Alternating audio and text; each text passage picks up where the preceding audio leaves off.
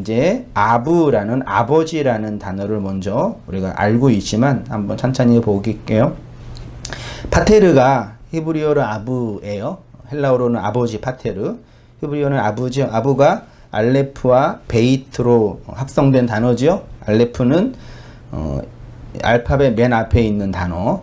이게 이제 하나님이라는 대명사도 되고, 배우다라는 동사도 되고, 또 황소라는 황소의 뿔에서 연유된 단어라고 흔히 보니까요. 그 단어고요.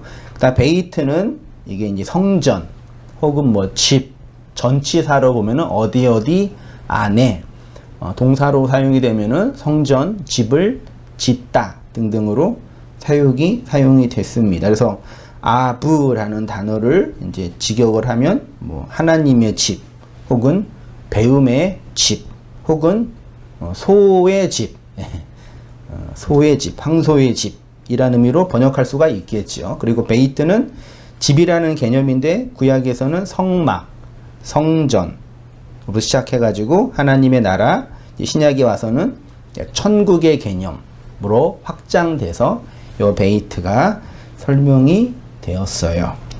여러분 알고 있는 것처럼 이 알레프가 성경에 제일 먼저 기록된 단어가 아니라 사실 성경에 제일 먼저 기록된 단어, 창세기 첫 번째 제일 먼저 기록된 단어가 베레시트 바라 엘로임 에트 하 샤마임 에트 하 에레츠에서 제일 먼저 시작된 단어가 뭐라고요? 베레시트. 5마디의 이제 단어라고 흔히 표현을 하는데 이게 어떻게 조합되어 있냐면 베이트를 빼면 로시라는 명사와 앞에 베이트라는 전치사가 합성된 단어예요.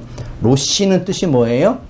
머리란 뜻이고 뒤에 여성 전미가 붙어서 레시트가 된 거고, 앞에 베이트는 이게 이제 전치사로 사용이 돼서 어디 안에라고 이제 이해를 하면 돼요. 그래서 이게 베레시트는 로시에, 머리라는 로시에 전치사 베이트가 붙어서 조합된 단어이니까 직역을 하면 머리, 로시가 세워진 베이트, 집.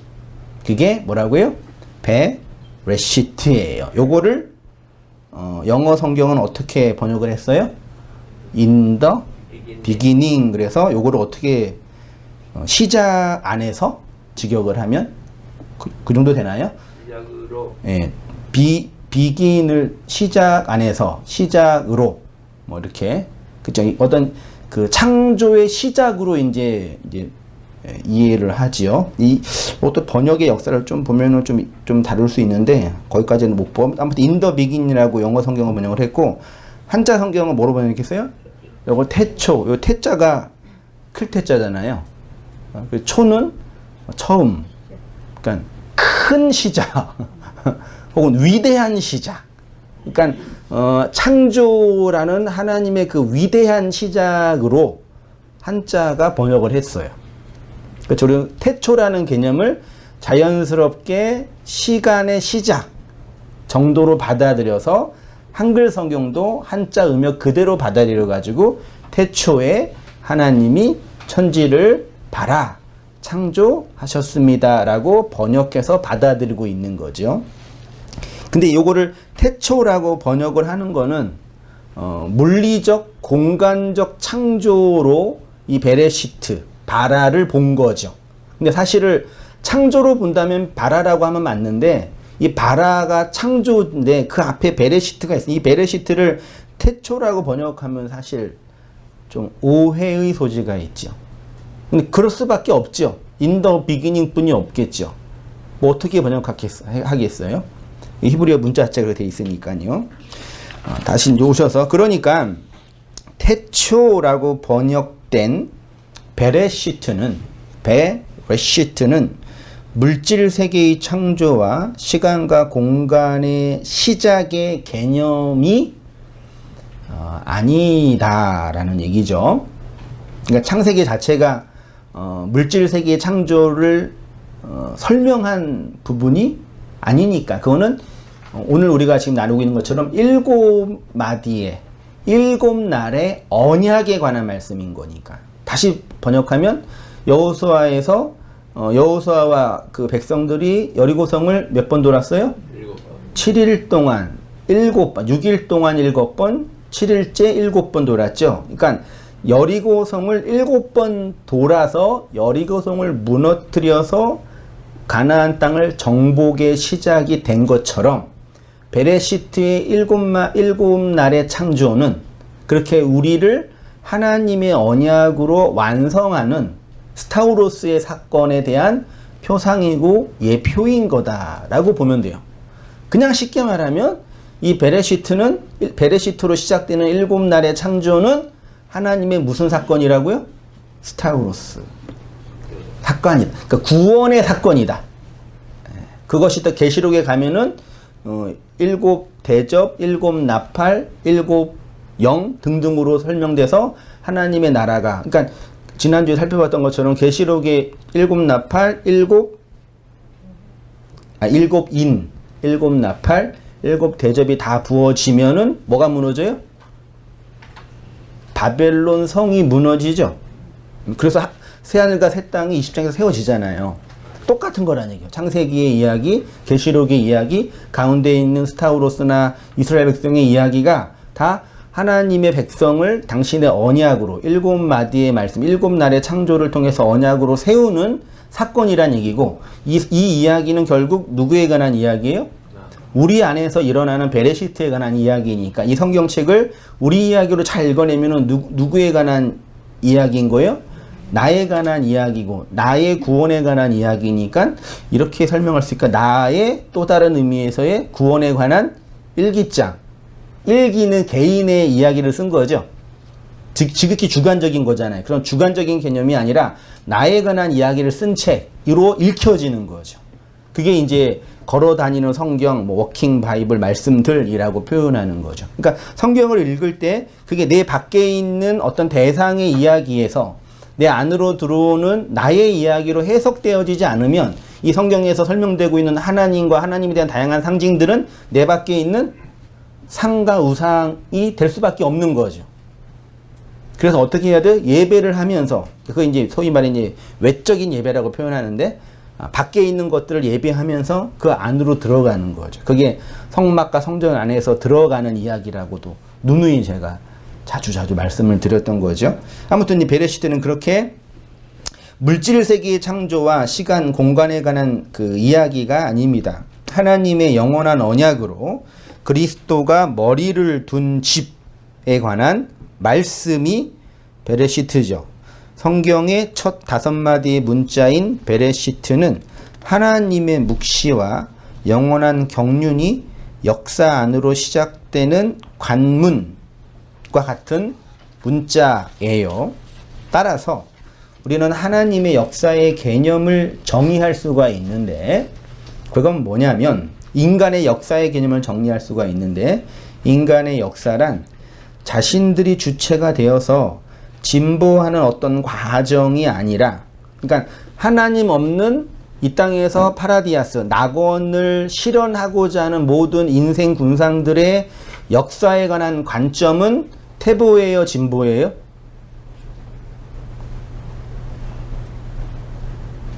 하나님 없는 모든 인생 군상들이 살아가는 이 역사에 대한 관점은, 태도는 태보예요, 진보예요?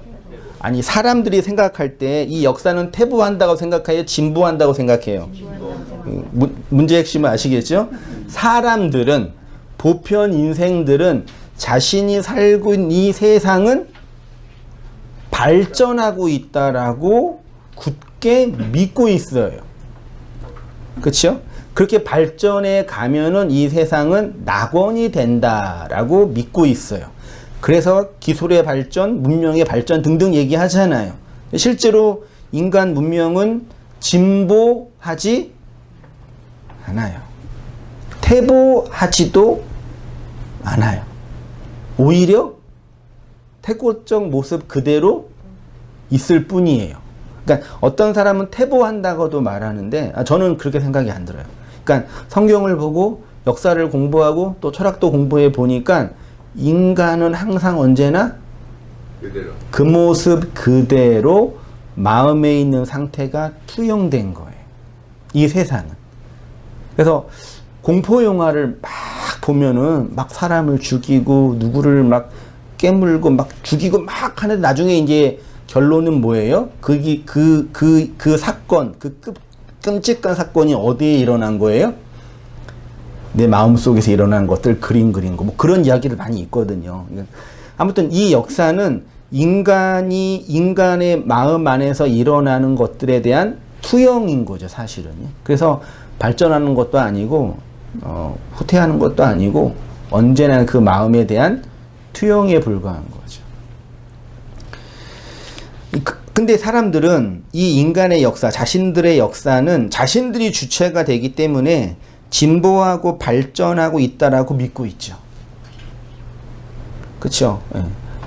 휴대폰이 3에서 5가 되고 5에서 10이 되고 그게 발전하는 거예요. 아파트가 15평에서 20평 되고 20평에서 30평 되고 30평에서 50평 되는 게 발전하는 거예요.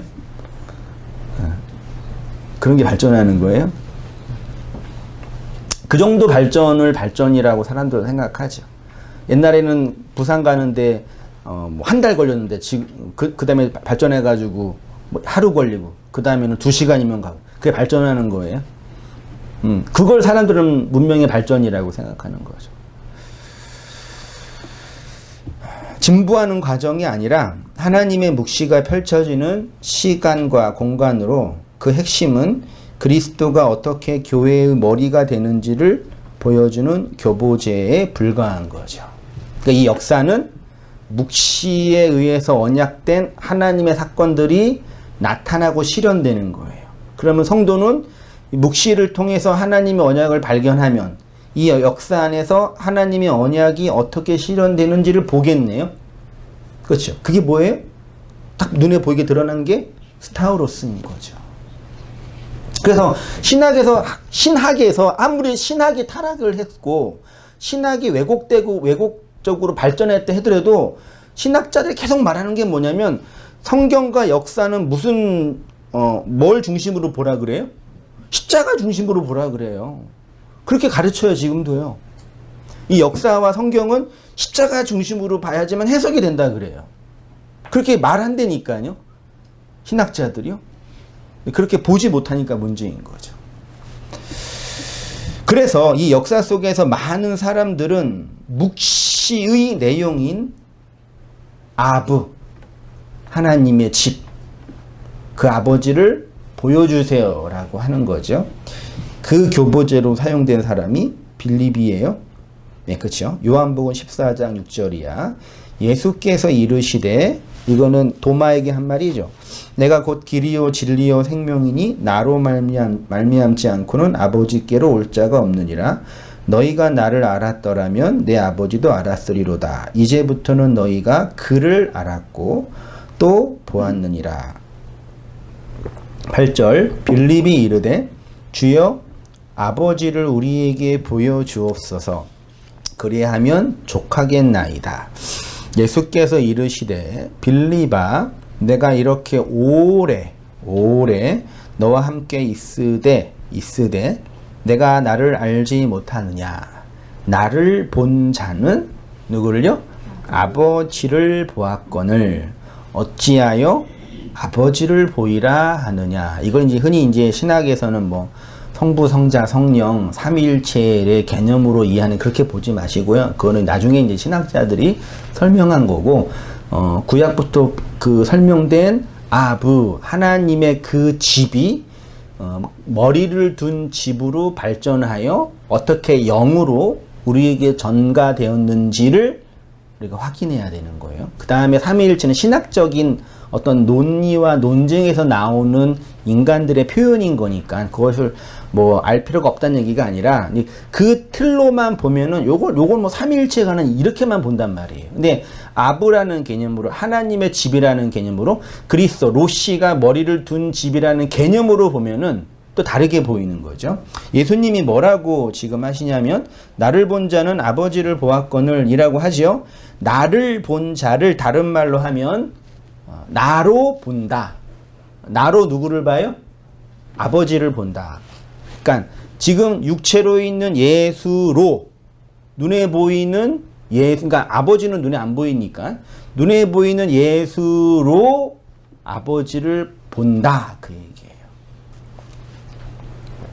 그렇게 그리스도로 본다는 것은 아버지를 혹은 아버지로 본다는 것입니다.